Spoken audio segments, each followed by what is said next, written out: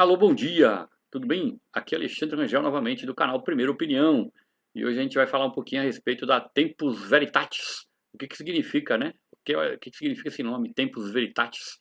Segundo o canal Terra, né, o site do Terra, o Tempus Veritatis, que é a operação que foi deflagrada pela Polícia Federal no dia 8, ou seja, quinta-feira, ontem, a operação da Polícia Federal que mira ex-ministros e aliados políticos e o próprio ex-presidente Bolsonaro, recebe o nome de Tempus Veritatis.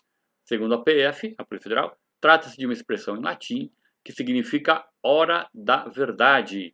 A ação é por organização criminosa responsável por atuar em tentativa de golpe de Estado e abolição do Estado Democrático de Direito, depois das eleições ocorridas em 2022. Vamos acompanhar todas as consequências, as matérias que relatam essa situação da operação deflagrada ontem, dia 8. Jair Bolsonaro, ele quis dar um golpe de Estado para ficar no poder? A investigação da Polícia Federal, sob ordens do STF, indica que sim. Além de fazer buscas e apreensões na casa até de generais de 4 estrelas, essa operação prendeu outros militares, ex-assessores e aliados políticos do ex-presidente. O que as evidências que embasam a operação da Polícia Federal sugerem até aqui é a existência de um grupo em volta do ex-presidente, disposto a virar a mesa antes mesmo das eleições. Grupo preso às próprias quimeras políticas. Grupo que não contava com força militar necessária para um golpe e tão incompetente a ponto de gravar em vídeo a própria conspiração.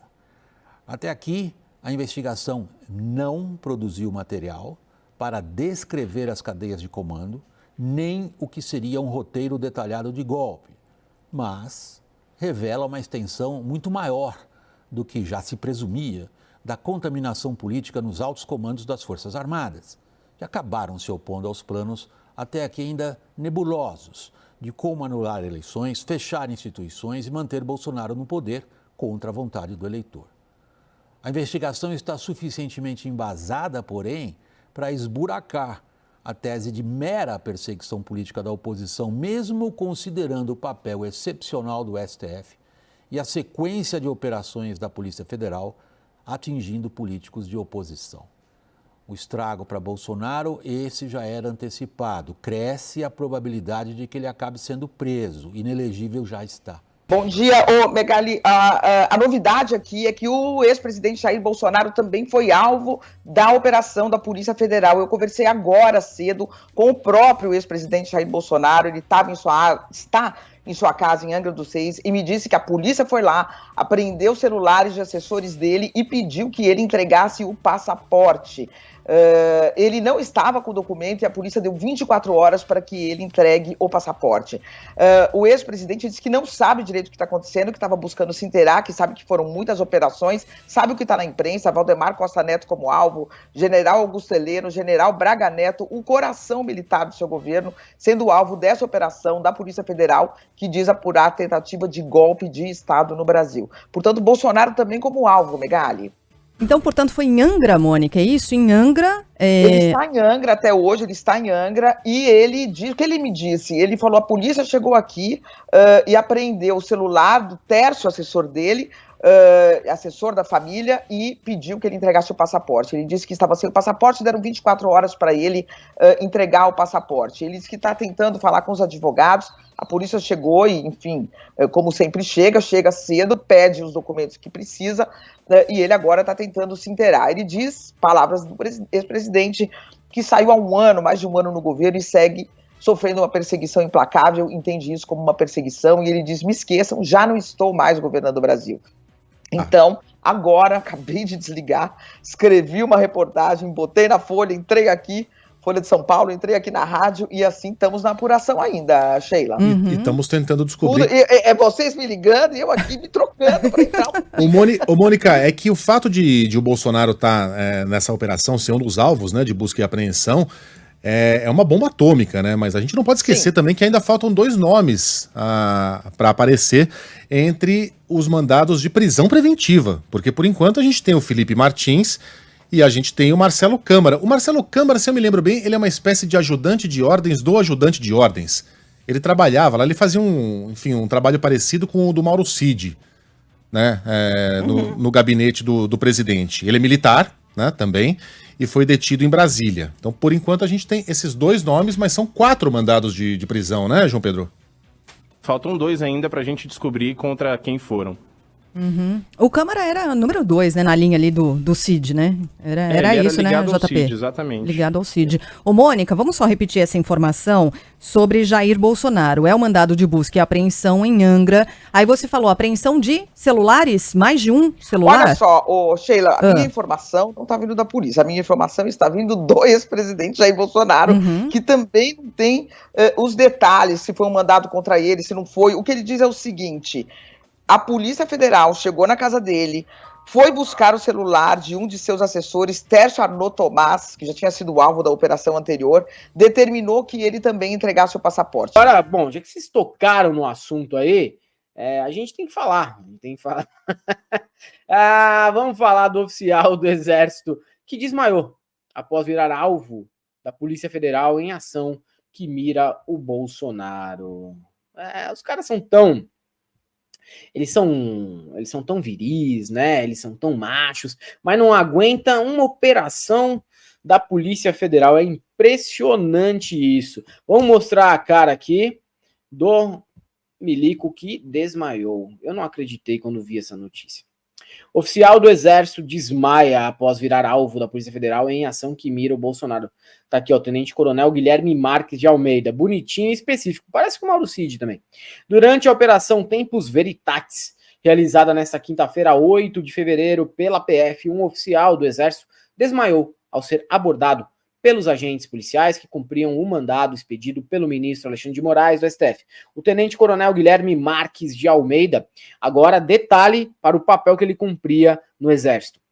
Comandante do 1º Batalhão de Operações Psicológicas do Exército em Goiânia. O comandante do 1º Batalhão de Operações Psicológicas do Exército em Goiânia não aguentou um simples baculejo da Polícia Federal e desmaiou. Imagina na guerra. Porque a gente sempre tem que colocar essa imaginação dentro de todas as notícias envolvendo o Exército recentemente. Imagina só esse cidadão comandando um grupo de psyops dentro de uma guerra. Aí chega ali, velho, dentro do quartel dele, qualquer tipo de ameaça, e ele vai de André Valadão, na hora. Tempus Veritatis, né? Ou seja, o tempo da verdade foi o nome com que foi batizada essa operação de hoje. Uma operação que expôs, né, o golpe com roteiro e filme. Vejam bem, né? O golpe do Bolsonaro não só tinha roteiro, o roteiro para o golpe que foi tentado e deu errado antes da eleição, roteiro para o golpe que seria dado depois da eleição, já com o Lula vitorioso, né? E filme, né? O tenente-coronel Mauro Cid, ajudante de ordens da Presidência da República, gravou em vídeo e manteve esse vídeo no seu laptop, que foi apreendido pela Polícia Federal por ordem, né, de uma ação do Supremo Tribunal Federal e da Procuradoria-Geral da República.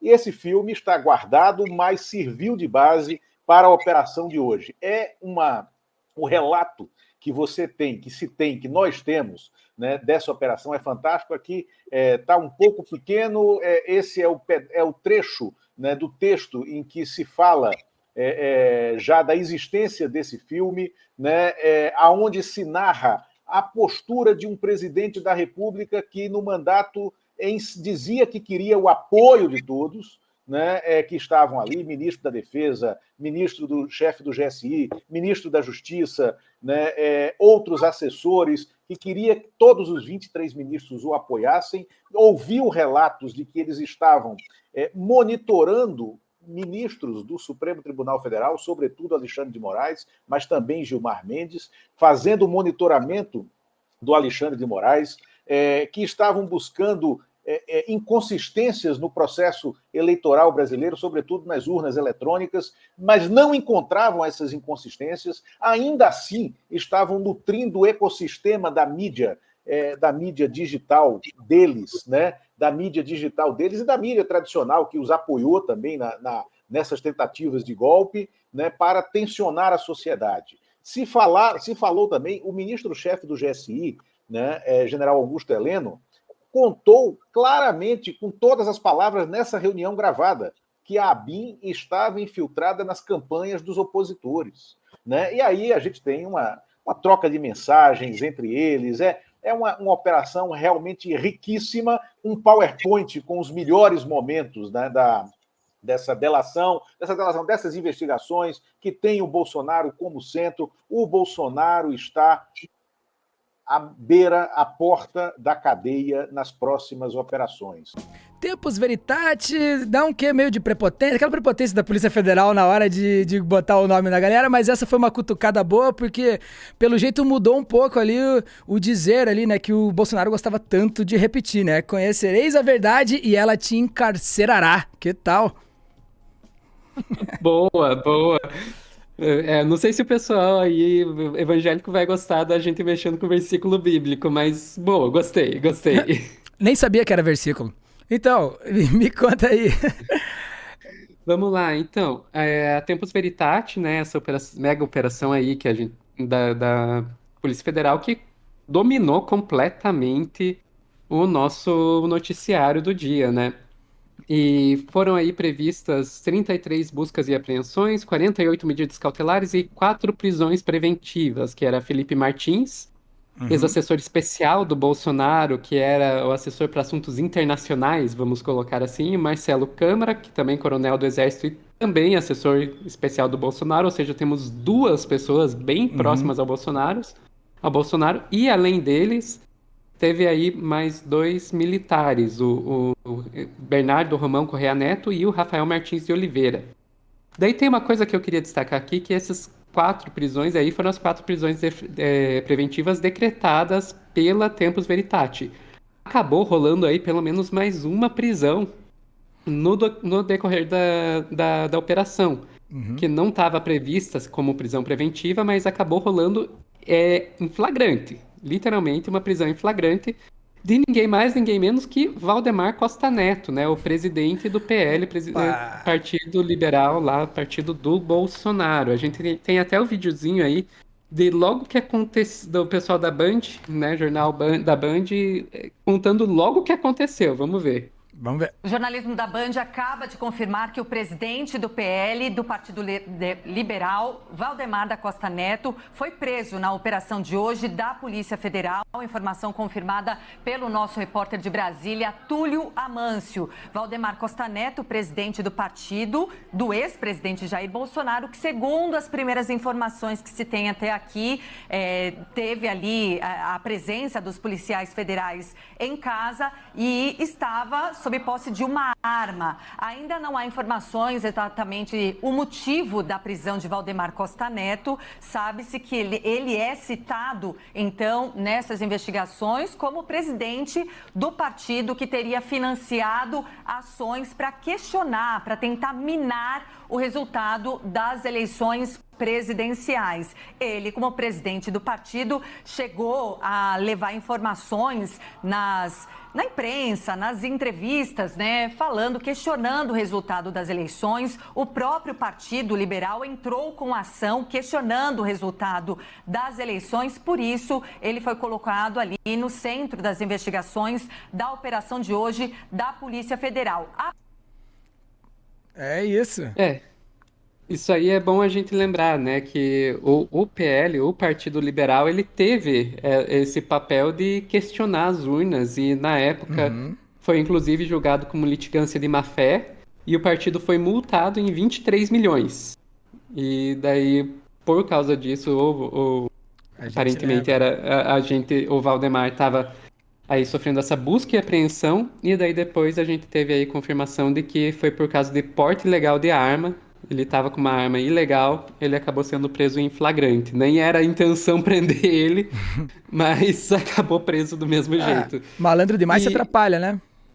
Pois é, e você vê, o Valdemar é um cara muito, muito escorregadio, e não é a primeira vez que ele vai preso, só que da outra vez ele é tão escorregadio que ele conseguiu planejar a própria prisão.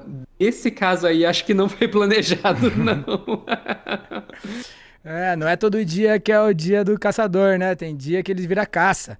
Mas me diga, Exatamente, É. vamos continuar. vamos que vamos. A gente viu aí a prisão do Valdemar, eu queria destacar outras 2 prisões. Uma delas foi o do Felipe Martins. Ele O bombou. Felipe Martins, ele era assessor especial aí da Presidência da República, ligado aí para a parte de assuntos internacionais. Então ele trabalhava junto lá com o For-Chanceler, nossa, faltou o nome dele, o chanceler do Bolsonaro, mas enfim. Esse era bom de esquecer o nome desse também, né? Esse tá louco. Exato, era melhor que uma esqueça. contorção de vergonha, né, dele. Também esqueci. Eu lembro dele falando, então que sejamos esse pária. Falando, né, esse, mané. Exatamente. E o Felipe Martins, ele ficou conhecido principalmente por causa de um gesto que ele fez. Vamos até colocar a imagem na tela desse gesto. Uhum. Era o Ernesto Araújo. Ernesto Araújo, perfeito. Então, olha, o Felipe Martins atrás, se você até puder dar um zoom pra gente, Salmazo. Ele tá fazendo um gestinho white power aqui, ó, no cantinho, galera. Exatamente. E Bolsonaro está na mira da PF. Ele não pode nem piscar que eles vão estar de olho nele.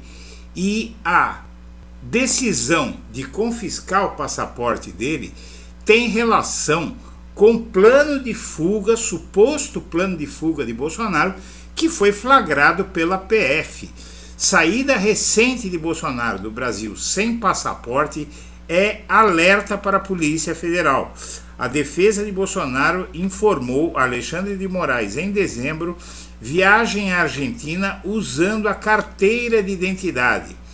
Obrigado pelo ministro Alexandre de Moraes na Operação Tempus Veritatis a entregar seu passaporte, Bolsonaro viajou recentemente do Brasil ao exterior sem usar o documento. Conforme a defesa de Bolsonaro informou a Moraes no início de dezembro de 2023, o ex-presidente foi à Argentina para a posse de Javier Milei usando a sua carteira de identidade, que é um documento que dá para você entrar na Bolívia, dá para você entrar no Paraguai, no Uruguai, na Argentina. E isso foi feito, e também na Venezuela, isso foi feito usando apenas sua carteira de identidade. Em países do Mercosul, o embarque é permitido só com o RG. Na viagem a Buenos Aires para a posse de Milei, a propósito, Bolsonaro disse a Moraes que seria acompanhado pelo coronel da reserva do Exército, Marcelo Costa Câmara, preso ontem preventivamente.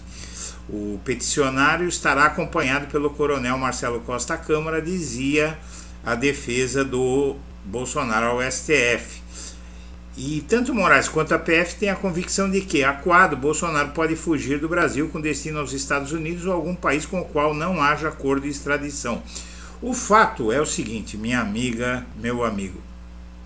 O Bolsonaro tem passaporte italiano, não é? O Bolsonaro tem cidadania italiana e, na verdade, ele também sabe muito bem que para alguma das ditaduras que ele andou visitando por aí, mundo afora, ele pode muito bem abrir mão do passaporte brasileiro.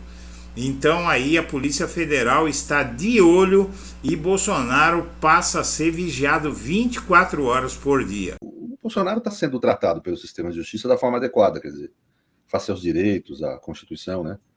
Ele, pelo que eu vi, houve uma operação da Polícia Federal em que ele teve que entregar tem 24 horas para entregar o passaporte dele, é isso que eu entendi, em termos de constrição aos direitos dele, né? E essas constrições são adequadas, quer dizer, não está havendo como houve com o Lula, né? Um processo, primeiro, fraudulento, não tinha base fática, nenhuma base empírica, né? Muito frágil do ponto de vista processual, outro em que mantiveram o Lula 2 anos preso, né? Cautelarmente, preventivamente, né? Sem culpa formada, sem levar em conta o direito de defesa, etc. Não é o caso dele, ele está tendo restrições normais de quem está sendo investigado com alguma base probatória, né? E tem que entregar o passaporte, não pode se deslocar do país, é uma forma de evitar a fuga, sem precisar restringir o direito de liberdade dele. Então é aparentemente adequado. Agora, saber qual a natureza das provas, o que tem, isso nós não temos como saber, porque precisaria verificar a investigação com rigor, né, para poder saber isso, né? Agora, a Polícia Federal não pede restrição de passaporte por conta de nada, né? Alguma coisa tem, alguma suspeita grave tem, a investigação vai esclarecer isso. As restrições à liberdade deles são muito pequenas, né? São o mínimo necessário para garantir a própria rigidez da investigação. Não tem um brasileiro que não saiba que não houve organização criminosa. Alguém tem dúvida que houve organização? Como é que saem manifestantes do Brasil inteiro de ônibus, começa pelo que a gente já sabe que é pacífico, saíram de ônibus pagos, tem que ser pago essa logística, tem custo essa logística, né? Alguém financiou, né? Alguém fez a logística, vamos sair todos ao mesmo tempo, no mesmo dia, para chegar no mesmo horário, fazer a mesma manifestação, né? Pela internet, pelo que está posto publicamente, se verificava que as pessoas sabiam que estavam indo lá para estimular militares a querer dar um golpe de Estado, quer dizer, isso não se faz sem organização. Eu creio, pelo que eu vi até agora, que deve ter muita coisa, francamente, já arrecadada. A impressão que me dá, mas é uma impressão, uma intuição, pelo que eu vejo, pelo que eu vi na internet, aqueles militantes falando, a postura do Bolsonaro, que constantemente fazia discursos evocando a prática de violência. Ele fez isso os 4 anos de mandato.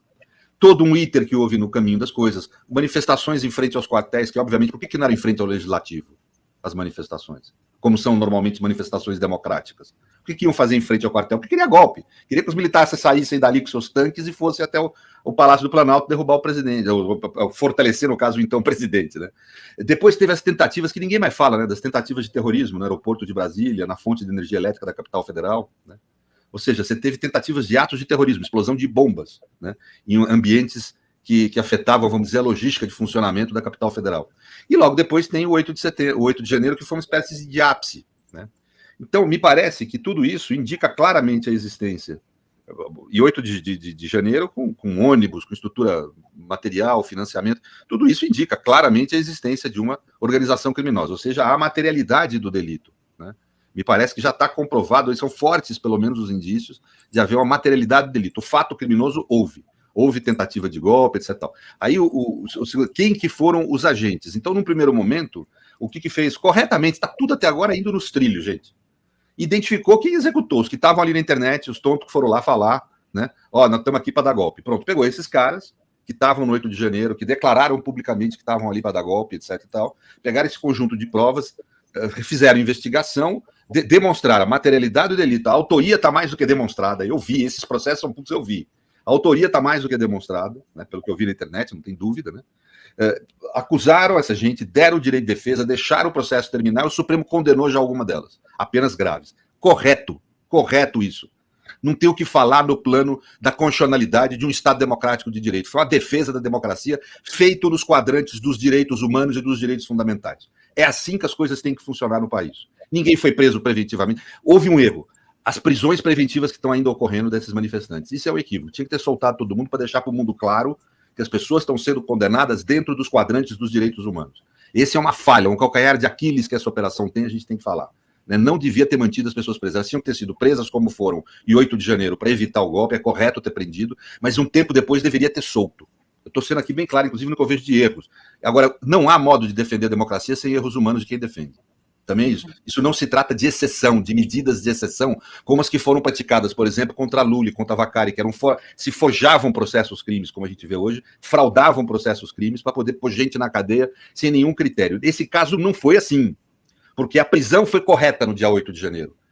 Nós vimos o que aconteceu no país, nós não somos, agora parece que a gente parece que o que você quer produzir no país, uma parte da direita, é um surto, confundindo fantasia com a realidade. Nós vimos o que aconteceu, todo mundo aqui viu na televisão o que aconteceu. Todo mundo viu. Ninguém pode negar o que viu, o que assistiu. Né? Houve algo grave ali, o mais grave no mundo democrático. Não houve nenhum país democrático do mundo, nem o Capitólio nos Estados Unidos, que tenha sido tão grave, porque atingiu todos os poderes. Houve uma articulação a nível nacional que empreendeu uma associação criminosa complexa. Isso todo mundo assistiu. E vinha assistindo. Agora está vendo o quê? Nós estamos chegando nos mandantes.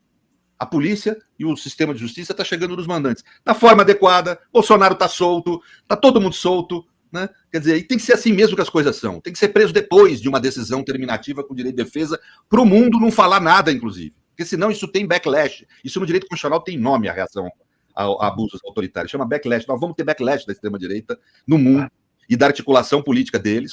E aí ganhando grandes setores da sociedade para crítica, nós vamos ter backlash se a gente não fizer direito. E eles estão fazendo direito até agora. O que tem, por enquanto, da extrema-direita, eu li, é mais mimimi de defesa do que coisa concreta e real de erros do sistema de justiça. No geral, na hora que você põe na balança erros e acertos, nós estamos dando uma lição para o mundo.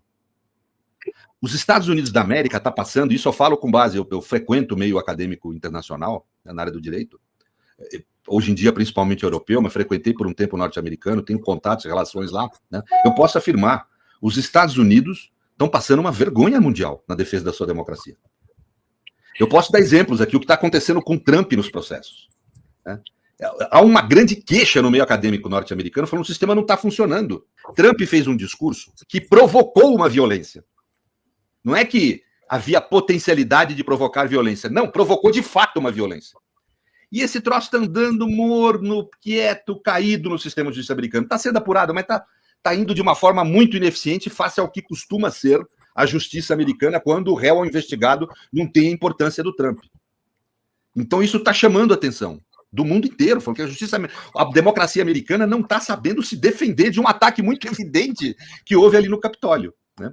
E nós estamos dando uma lição para o mundo de como se faz, nós estamos dando uma resposta, gente, que no campo do direito constitucional é debatida há mais de século. Né? Você pega Karl Lauenstein, um dos grandes constitucionalistas do século XX, ele tratava do assunto em 2 artigos em 1937, na ascensão do nazifascismo, e teve dificuldade de dar resposta. A resposta dele foi ruim, vou falar aqui. Ele propunha uma ditadura, um estado de exceção para defender a democracia, ele chamava de democracia autoritária, né?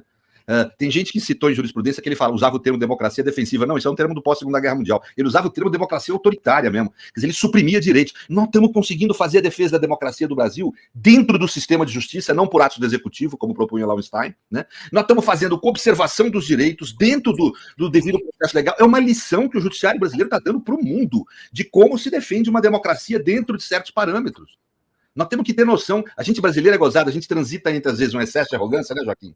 E às vezes uma coisa meio de desprezar o que a gente faz. Nós estamos dando uma lição para os Estados Unidos da América, como é que deve funcionar o sistema de justiça numa democracia para se defender.